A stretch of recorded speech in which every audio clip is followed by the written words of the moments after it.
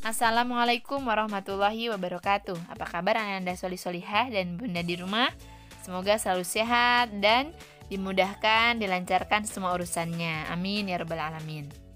Baiklah Ananda Solihah, pada pagi hari ini kita akan melanjutkan kembali tema 3G subtema 3, perkembangan teknologi komunikasi, pembelajaran 1, 2, dan 3. Pada materi subtema 3, pembelajaran 1, 2, dan 3 ini, tujuan pembelajarannya adalah yang pertama, yaitu dapat mencermati teks informasi dan menentukan kalimat utama dalam setiap paragraf.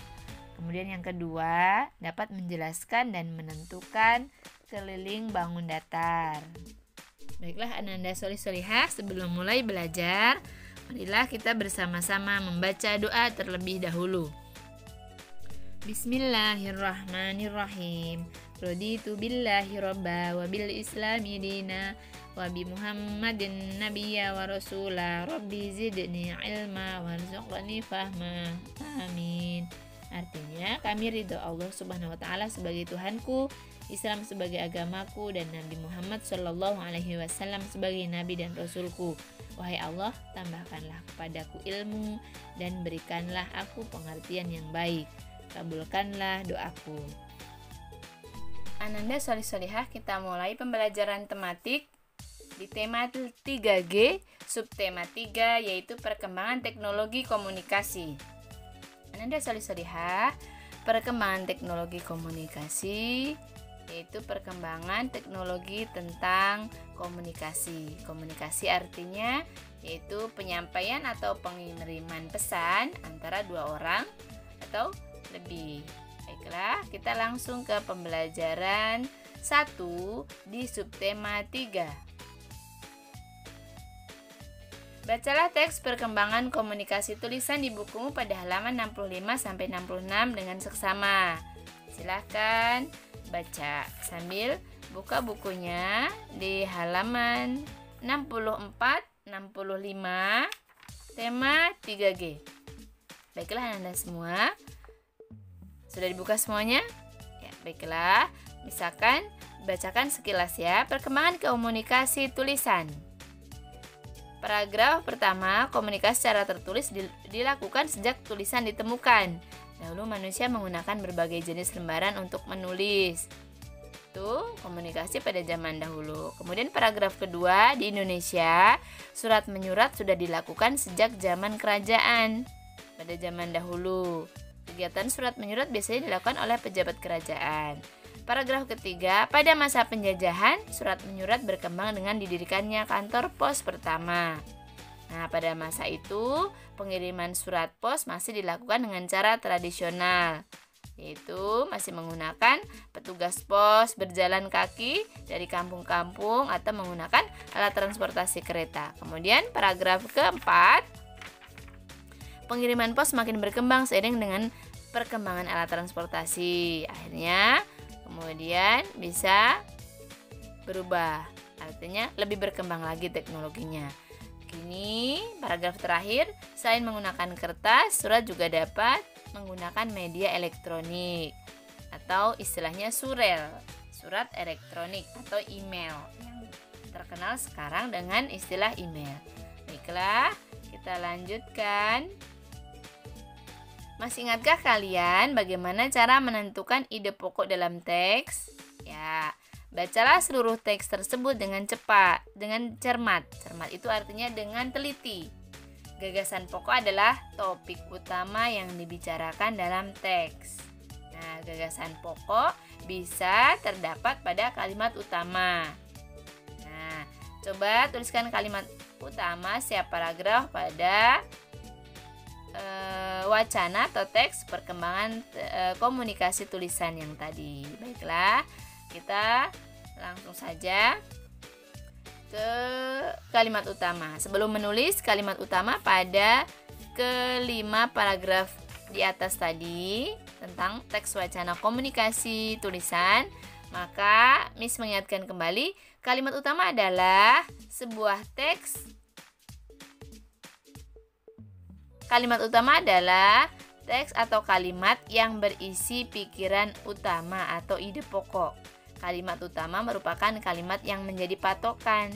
Patokan itu artinya menjadi pokok atau dasar untuk membuat kalimat selanjutnya dalam sebuah teks. Nah, itu kalimat utama ya. Baiklah, kita langsung ke kalimat utamanya di paragraf pertama, kedua, dan ketiga. Silahkan kalian salin ya. Terlihat ya. Oke. Paragraf pertama, kalimat utamanya adalah, kalian tulis di buku kalian halaman 66. Komunikasi secara tertulis dilakukan sejak tulisan ditemukan. Di awal paragraf atau deduktif.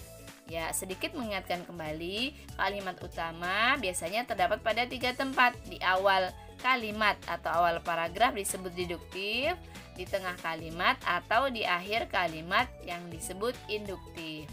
Nah, kita lihat di paragraf pertama ini adalah di awal kalimat ya. Awal kalimat, komunikasi secara tertulis dilakukan sejak tulisan ditemukan atau deduktif. Kemudian pada paragraf kedua, kalian boleh sambil lihat teksnya di halaman 65 dan 66 ya. Kemudian paragraf kedua, di Indonesia surat menyurat sudah dilakukan sejak zaman kerajaan, masih di awal paragraf. Silahkan kalian tulis. Kemudian yang ketiga, yaitu pada masa penjajahan surat menyurat berkembang dengan didirikannya kantor pos pertama. Masih di awal paragraf atau deduktif. Kemudian berikutnya pada paragraf keempat.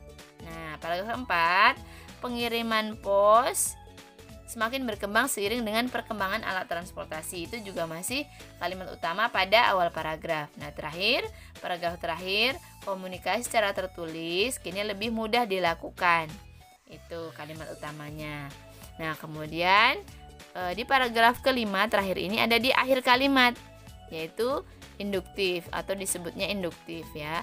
Nah, kemudian kalimat yang lain disebut apa, Miss? Nah, kalimat utama itu hanya satu kalau tidak terdapat satu atau dua. Terdapat di awal, di tengah, atau di akhir. Nah, yang selain kalimat utama disebut kalimat penjelas. Nah, kemudian Miss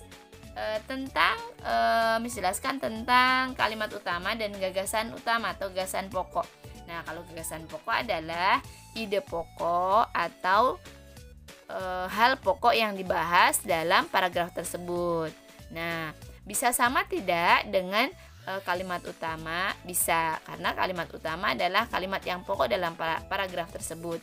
Bisa juga kalimat utama dijadikan sebagai pokok atau gagasan pokok atau ide pokok dalam paragraf. Semoga bisa dipahami ya. Ayo berkarya. Berkaitan dengan teknologi komunikasi pada zaman dahulu masih menggunakan surat menyurat. Kalau surat menyurat pada zaman dahulu masih menggunakan apa berarti? Kertas. Nah, kertas di sini, kertas itu berbentuk pasti segi 4 ya, atau persegi panjang. Nah, untuk lebih menarik dalam membuat surat, nah maka dibentuklah ada motif dekoratifnya nih seperti ini ya, di halaman 67. Motif dekoratif dibuat untuk membuat permukaan benda menjadi lebih indah atau lebih menarik. Nah, apa motif dekoratif? Masih ingat di pembelajaran sebelumnya ya? Motif dekoratif adalah corak yang terdapat pada benda yang bertujuan untuk memperindah benda tersebut. Nah, unsur-unsur motif dekoratifnya masih ingat ya? Ada garis, bidang, dan warna. Juga titik. Titik ya, bisa tambahin titik. Masih ingat ya? Ada 4, yaitu titik, garis, bidang, dan warna. Ya, di sini 3. Ya, tambahin tidak apa-apa ya, masih ingat pembelajaran sebelumnya. Nah, kemudian kertas bentuknya itu seperti apa? Bentuknya persegi panjang. Nah, persegi panjang ini semua garis tepi yang ada di dalam bangun tersebut, maka disebut keliling. Ya, bisa dipahami ya. Kita lanjutkan. Ayo berlatih. Ayo berlatih. Nomor 1. Bacalah paragraf berikut ini. Dahulu orang-orang berkomunikasi dengan menggunakan surat. Kebiasaan ini sudah mulai sejak masa kerajaan Kutai pada zaman dahulu, masih menggunakan komunikasi tradisional. Tuliskan kalimat utama dari paragraf tersebut. Paragrafnya, di jawabannya Miss sudah tulis, silahkan salin ya. Bagian A, 1A, dahulu orang-orang berkomunikasi menggunakan surat. Berarti di awal paragraf atau akhir paragraf? Di awal ya, ini namanya paragraf deduktif. Baiklah, kemudian yang kedua, kembangkan kalimat utama. Tidak usah, cukup, lain waktu kita bahas. Kita lanjutkan saja. Ayo berarti di nomor 2. Tebalkan garis putus-putus yang merupakan keliling bangun datar berikut. Nah, ini disebut keliling. Di buku kalian halaman 68. Menebalkan bagaimana, Miss? Ya, menebalkan pinggirnya sama. Nih, seperti ini.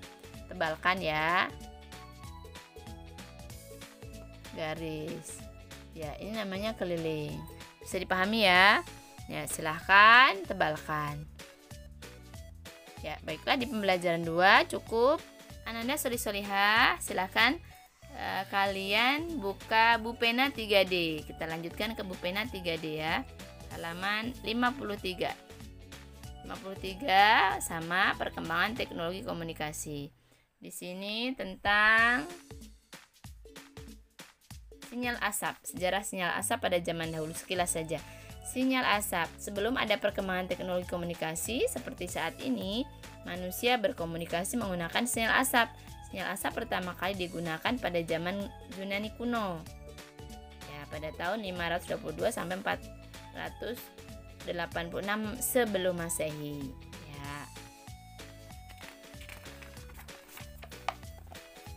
Kemudian seorang yang berdiri dan menyalakan api. Seorang tersebut membuat pesan dari asap yang timbulkan. Ya.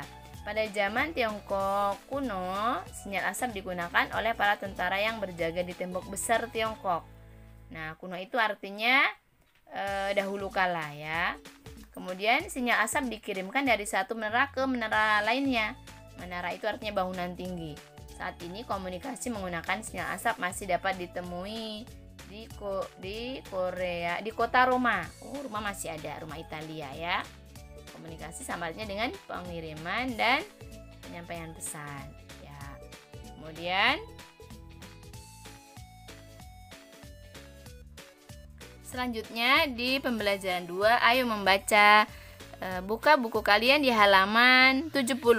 Ayo membaca perkembangan alat komunikasi suara. Miss baca sekilas. Sebelum mengenal alat komunikasi modern, manusia berkomunikasi jarak jauh dengan cara tradisional. Dahulu masyarakat berkomunikasi dengan alat yang menghasilkan bunyi seperti kentongan.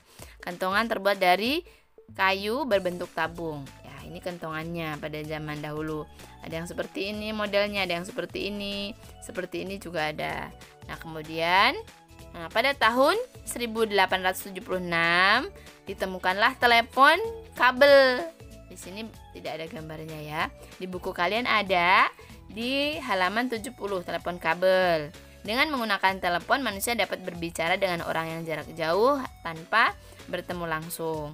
Kemudian akhirnya pada tahun kurang lebih 1973 atau 1973 berkembang lagi teknologi komunikasi menjadi telepon genggam. Telepon genggam nih seperti yang di layar kalian nih, telepon genggam dari awal bentuknya seperti ini, bertahap. Nah, akhirnya seperti ini sekarang. Ditemukan oleh Martin Cooper pada tahun 1973 dan akhirnya sampai sekarang. Ayo berlatih pertama. Kita tinggalkan saja. Ayo berlatih kedua. Halaman 72. Jelaskan perkembangan alat komunikasi suara berdasarkan urutan gambar. Yang pertama kentongan ya. Kentongan yaitu alat komunikasi pada zaman dahulu atau pada zaman alat komunikasi tradisional. Kemudian telepon kabel sudah mengalami perkembangan teknologi. Ini yang kedua. Nah, yang ketiga sekarang telepon seluler atau HP atau handphone. Ya, baiklah. Kita lanjutkan ke Bupena kembali. Silahkan Ananda buka di halaman 57 pembelajaran 2 Bupena ya. Masih tentang kentungan. Kentungan sebagai alat komunikasi tradisional. Kentungan merupakan salah satu alat komunikasi tradisional. Awalnya kentungan berfungsi sebagai alat komunikasi dari Tiongkok atau Cina ya. Mereka menggunakannya pada upacara ritual keagamaan. Kentungan sudah dikenal di Indonesia sejak pada zaman dahulu. Kentungan sudah ada di Nusantara sejak masa Kerajaan Majapahit. Saat itu kentungan digunakan sebagai alat penanda azan, penanda bahaya, dan sekedar alarm. Berikutnya di halaman 58, seiring dengan perkembangan teknologi komunikasi, kini kentongan sudah jarang digunakan. Hal ini karena suara kentongan dianggap tidak cukup keras sehingga masyarakat beralih menggunakan pengeras suara yang lebih modern, menggunakan alat lebih modern. Walaupun demikian, kentongan tidak benar-benar punah. Beberapa daerah di Indonesia juga masih menggunakan kentongan sebagai alat komunikasi. Di latihannya, silahkan simak dan tulis ya. Kentongan merupakan salah satu alat komunikasi tradisional. Kentongan digunakan sebagai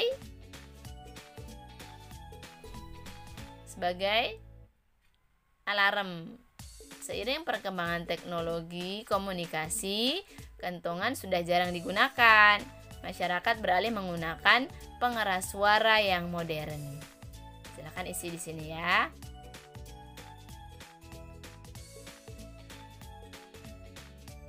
Ya, berikutnya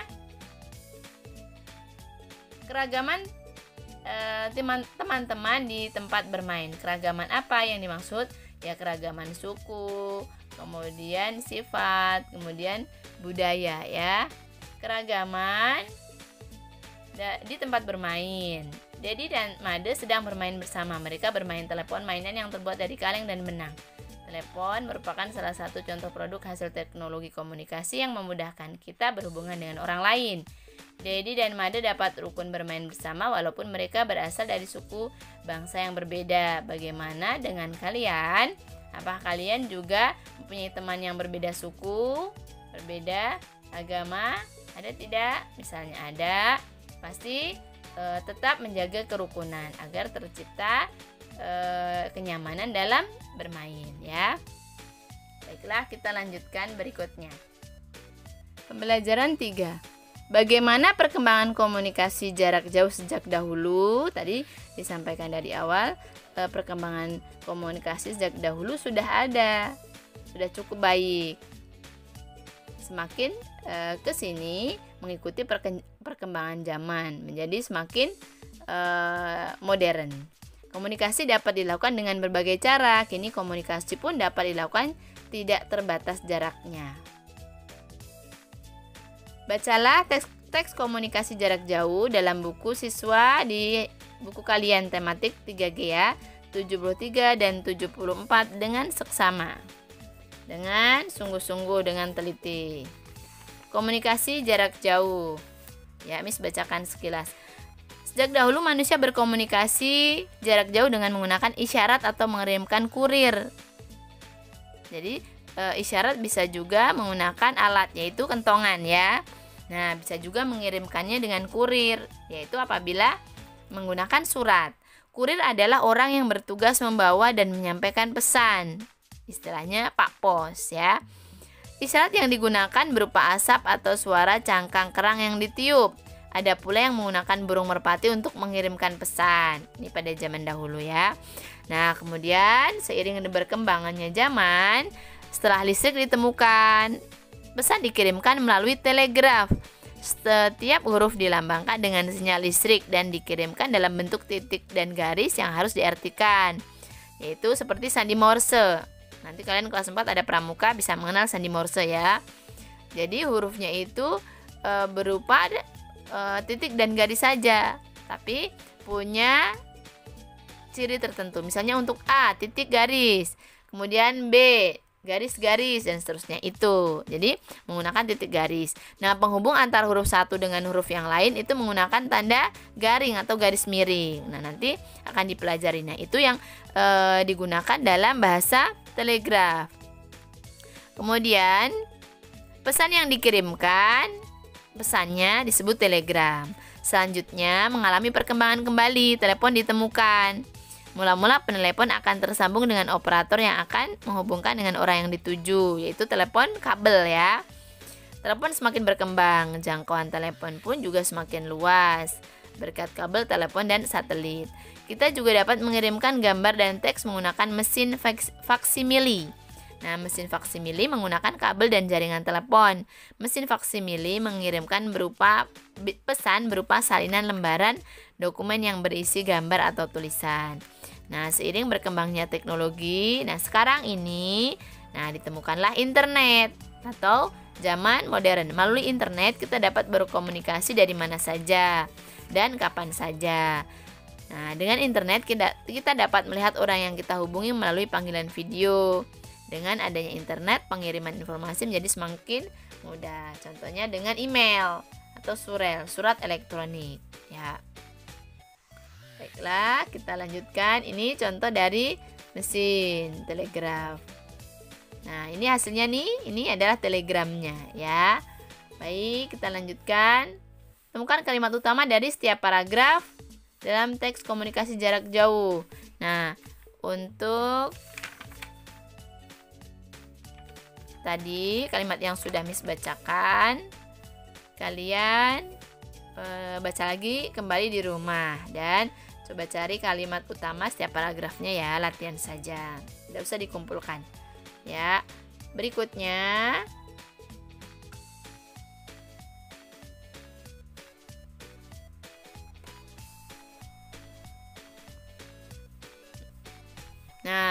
dalam buat surat biasanya dihias menggunakan tadi ya teknik dekoratif. Nah, kemudian pada surat tersebut ada bentuknya.